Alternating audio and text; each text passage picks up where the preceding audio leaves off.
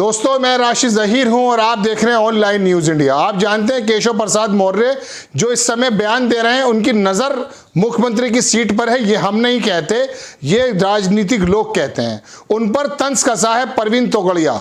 यानी कि अगर मैं भाषण की बात कहूं, इतनी जहरीली जबान शायद केशव प्रसाद मौर्य बोलने की सोच भी नहीं पाएंगे जितनी परवीन तोगड़िया बोला करते थे। उनका क्या हश्र हुआ ये तो हम आपको बाद में बताएंगे, लेकिन खबर आपको बताना चाहते हैं कि परवीन तोगड़िया ने केशव प्रसाद मौर्य के तमाम बयानों की हवा निकाल कर रख दी। जो उन्होंने फिलहाल अभी मथुरा के बारे में कहा, मुस्लिम जमात के बारे में कहा, उसके बारे में उन्होंने कहा, आपकी स्क्रीन पर खबर है कि सत्ता में बैठे लोगों को नारे वादे करने का अधिकार नहीं। वो जो करते हैं ना कि हमारे कार सेवा अयोध्या में जारी और मथुरा में अभी काम बाकी, इस तरह की जो उन्होंने बातें कही हैं। परवीन तोगड़िया ने केशव पर कसा तंज, बोले कानून बनाकर काशी मथुरा में मंदिर बनाएं।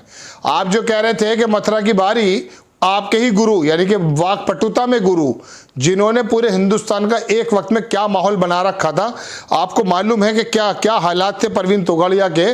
उनके मुंह से जब भी कोई शब्द निकलता था वो पर्टिकुलर समाज यानी कि इस्लाम धर्म हो या मुस्लिम जमात हो, उनके खिलाफ ही निकलता था। आज उनके हालात क्या हैं, इससे भी सबक लेना चाहिए। लेकिन बहरहाल हम अपनी खबर पर आते हैं कि उन्होंने केशव प्रसाद मौर्य को जो बहुत बड़े हिंदू बनने की कोशिश करना है, और उनका कहना सोचना यह है, राजनीतिक लोग इस बात को कहते हैं, हम नहीं कहते, कि मुख्यमंत्री शायद बनने की अभिलाषा उनके मन में है, क्योंकि वो ऐसे बयान दे करके एक बार लाइमलाइट में आकर ये दिखाना चाहते हैं कि हिंदुत्व का चेहरा दरअसल योगी आदित्यनाथ से बड़ा मैं हूं। ये उनकी ऐसी मंशा लोग बताते हैं। हम आपको खबर दिखाते हैं कि इन्होंने तंज कसा कि परवीन तोगड़िया ने केशव पर कसा तंज, बोले कानून बनाकर काशी मथुरा में मंदिर बनाएं। आपको मैं खबर दिखाता हूं। डिप्टी सीएम केशव प्रसाद मौर्य ने हाल ही में बयान दिया कि काशी और अयोध्या में के बाद अब मथुरा की बारी है। इस पर रविवार को वाराणसी आए अंतर्राष्ट्रीय हिंदू परिषद के राष्ट्रीय अध्यक्ष डॉक्टर परवीन तोगड़िया ने उन्हें नसीहत दी। कहा कि सत्ता में बैठे लोगों को नारे और वादे का अधिकार नहीं है, काम करके दिखाना चाहिए। अयोध्या में तो कोर्ट में केस था, ये भी हम अब कहते आए। राम मंदिर का जो पूरा श्रेय मोदी जी से लेके योगी जी लेना चाहते हैं, और योगी जी ने अभी कहा था कि बसपा क्या बनवा सकती थी, समाजवादी क्या बनवा सकती थी, आप भी नहीं बनवा सकते थे। वो तो कोर्ट के माध्यम से क्या वजह रही हम बाद में बात कर लेंगे, लेकिन कोर्ट से फैसला आया तभी तो मंदिर बन रहा है, वरना योगी जी आपका इसमें कोई योगदान नहीं है। योगदान तो अगर सही मायने में पूछा जाए तो डॉक्टर सुब्रमण्यम का है। चलिए खैर, हम आपको बताते हैं कि काम करके दिखाना चाहिए। अयोध्या में तो कोर्ट में केस था, काशी में तो हमारे नंदी रो रहे हैं, कब महादेव के दर्शन होंगे, और मां श्रृंगार गौरी मस्जिद में बैठी हुई है, ये उनका कहना है। हालांकि जहर इनका उगलना इनका भी काम है, लेकिन फिलहाल हिंदुत्व की सीट छीनते हुए नजर आ रहे हैं केशव प्रसाद मौर्य। तो इनको भी गुस्सा आया, इन्होंने कहा नारे और वादे जो है ना आप बैठकर करते हैं, आपका काम नहीं है ये। काशी और मथुरा के लिए कानून बनाकर मंदिर बनाएं और देवी देवताओं का सम्मान करें। डॉक्टर तोगड़िया ने कहा कि केशव मौर्य 18 साल तक हमारे सहयोगी साथी रहे, इसलिए वो जो भी बात कर रहे हैं ठीक है, आओ मिलकर जिहाद मुक्त भारत करें। देखिए फिर वो अपनी जबान लेकर आए और ललकारा केशव प्रसाद मौर्य को कि झूठ मूठ का हिंदू दिखाने की जरूरत नहीं है कि इलेक्शन के आने के समय आप आइए और जिहाद मुक्त भारत करें। उसकी शुरुआत दारुल उलूम देवबंद और तबलीगी जमात पर प्रतिबंध लगाकर करें। अगर आप ऐसा करना चाहते हैं मौर्य जी तो करिए, देखते हैं कितनी हिम्मत है आप में। आपकी हिम्मत ही नापने के लिए बात कर रहे हैं तोगड़िया जी कि दारुल उलूम देवबंद और तबलीगी जमात पर प्रतिबंध लगाकर करें। अब आप सुनिए काशी विश्वनाथ धाम का एक छोटा सा काम।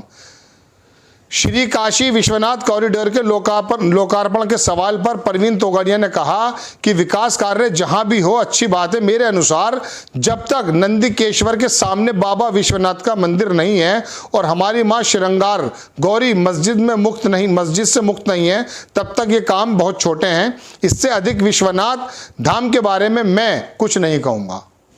ये भी अपने अंदर की बताना चाहते हैं कि देखिए दरअसल हिंदुत्व का चेहरा तो मैं ही हूँ।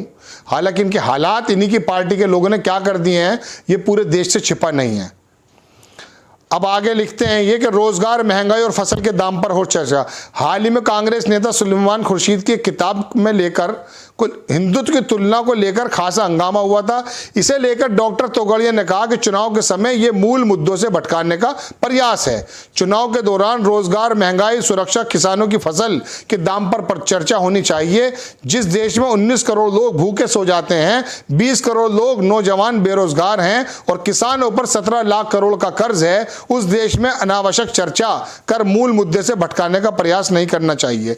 यह बात सलमान खुर्शीद की किताब के बारे में परवीन तोगड़िया ने कही।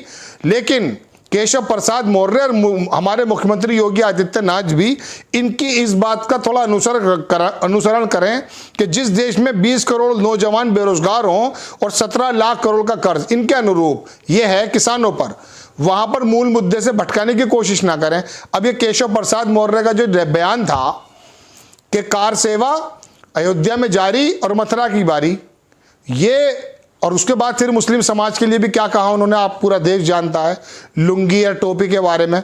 तो इनका मकसद बेसिकली केशव प्रसाद मौर्य का ये है, जैसा कि डिबेट्स में इंटेलेक्चुअल्स कहते हैं, जरूरत पड़ी हम लगा देंगे आपके सामने भी, तो उसके अंदर क्या है वो यही कहते हैं कि बेसिकली मुख्यमंत्री इस बात पे अड़े हुए हैं योगी आदित्यनाथ जी कि मुख्यमंत्री दरअसल मैं ही बनूंगा, और इसकी पुष्टि उन्होंने अपने एटीट्यूड से अमित शाह जी से करा भी ली। अमित शाह जी ने कह दिया कि योगी आदित्यनाथ जी के नेतृत्व में चुनाव लड़ा जाएगा, यानी कि अगले मुख्यमंत्री जो होंगे वो योगी आदित्यनाथ जी होंगे। लेकिन जब केशव प्रसाद मौर्य से बात हुई तो उन्होंने कहा कि ये जो चुनाव है वो भारतीय जनता पार्टी के नेतृत्व में लड़ा जाएगा। उसी वक्त से ये कयास लगाए जा रहे थे कि शायद इनको पिछली बार भी ओबीसी वोट हासिल करने के बाद स्टूल पर बिठा दिया, बल्कि स्टूल मंत्री कह रहे हैं अखिलेश यादव, इनको बैठे हैं योगी आदित्यनाथ जी और इनको स्टूल दे दिया, तो उस समय से इनका नाम स्टूल मंत्री पड़ा हुआ है कि बराबर में स्टूल। वो बहुत सारे नेता जो ओबीसी के बड़े बड़े नेता है, राजभर वगैरह, उन्होंने भी कहा कि हमारी जाति के सबसे बड़े नेता को भारतीय जनता पार्टी ने स्टूल पर बिठा दिया। और उस समय यही भी बात मानी जा रही थी कि जो कि केशव प्रसाद मौर्य जो है अध्यक्ष थे 2017 में, और भारतीय जनता पार्टी को जब बम्पर जीत मिली, इसमें भी कोई दो राय नहीं, 14 हो, 17 हो, 19 हो, उसमें तमाम ओबीसी का वोट भारतीय जनता पार्टी को यानी कि बीजेपी को पड़ा। उसी वजह से हमारे मोदी जी भी प्रधानमंत्री बने। 80 सीटें, देखिए 73 सीटें करीब आई थी उस जमाने में। तो कहने का मतलब ये है, इस बार 73 है, पिछली बार 80 आई थी, जो भी आई थी 75 सॉरी, तो 63 है सॉरी। तो कहने का मतलब ये है कि ओबीसी का चेहरा ये थे, लेकिन इनको साइडलाइन कर दिया गया और योगी आदित्यनाथ जी आ गए।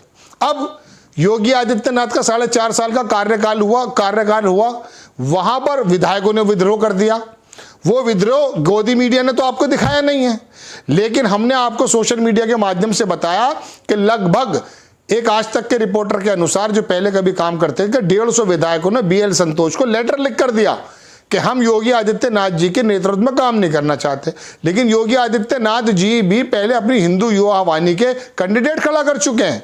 उनके लिए बड़ी प्रॉब्लम थी कि योगी आदित्यनाथ के साथ जाएं या इनके साथ रहें। ऐसे में केशव प्रसाद मौर्य पिछली बार भी अपने मन को दबा के बैठ गए थे, अब की बार नहीं बैठे।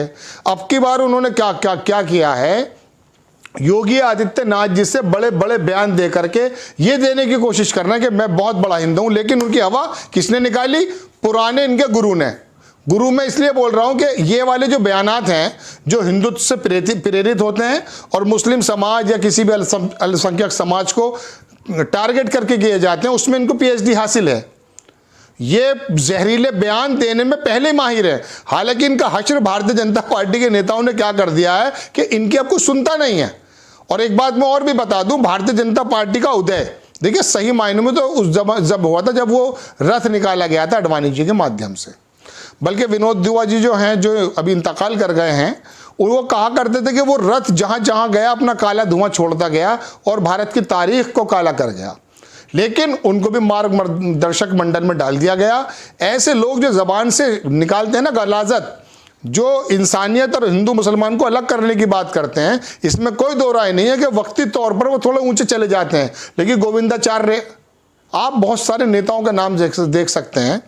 अब ये तुम्हारे तोगड़िया जिनकी मैं बात कर रहा हूं, इनको हाशिए पर लाकर डाल दिया, चूंकि ये वक्ती वाहवाही लूटी जा सकती है। लेकिन हिंदू धर्म, हिंदू समाज भी इस बात को जानता है कि चुनाव आने के बाद इस तरह के कुकुर मुत्ते नालियों में से निकलते हैं और वो जहर फैलाते हैं, और फैलाने के बाद अपना काम होने के बाद भाग जाते हैं। तो इनका हश्र यही होना। लेकिन फिलहाल बड़ा हमला इनका केशव प्रसाद मौर्य पे तंज करते हुए कहा इन्होंने कि कानून बनाओ और जा करके फिर मंदिर बनाओ, ये लफाजी नहीं चलेगी। आपको खबर कैसी लगी अपनी राय कमेंट्स बॉक्स में जरूर दीजिए। चैनल को सब्सक्राइब कीजिए, शेयर कीजिए। नेक्स्ट टाइम फिर किसी खबर के साथ आ जाता हूं, तब तक के लिए जय हिंद। इस खबर को अभी लाइक करें, शेयर करें, अभी चैनल को सब्सक्राइब करें और घंटी जरूर दबाएं।